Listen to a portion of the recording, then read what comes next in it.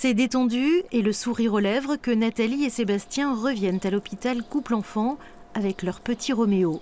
Il est le tout premier-né à avoir bénéficié du DPI, le diagnostic préimplantatoire.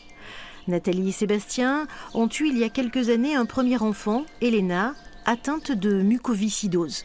On est porteurs tous les deux, on ne le savait pas et on a découvert ça à la naissance d'Elena. Et pour pouvoir arriver à avoir un deuxième enfant, à lui éviter cette maladie aussi, on a eu recours justement à ce système-là. Le diagnostic et la grossesse se sont parfaitement passés. Un vrai soulagement pour le couple. C'est un conseil que je donne aux parents qui ont des enfants ou en tout cas de la génétique qui fonctionne mal. La DPI, c'est vraiment quelque chose, il ne faut pas hésiter. La génétique qui fonctionne mal, Laetitia et Teddy y ont été confrontés. En 2015, ils ont eu une petite Sarah, souffrant d'amyotrophie spinale de type 1. Elle n'a survécu que 5 mois. Une expérience douloureuse.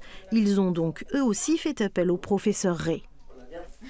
C'est un diagnostic qui s'adresse à des couples qui ont un problème génétique identifié, génétique ou chromosomique, et on va réaliser ce diagnostic sur les embryons obtenus in vitro pour sélectionner les embryons sains et éviter de transférer un embryon porteur d'une pathologie grave et incurable. Nous, on a eu de la chance parce que du coup, Grenoble ouvrait pile poil au moment où on a décidé de faire un DPI.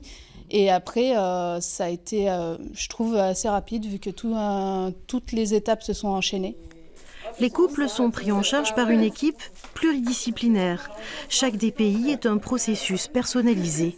On a le résultat, on voit que ça se passe très bien en général, que c'est quand même une super équipe. Donc du coup, voilà quoi, c'est agréable d'être suivi ainsi.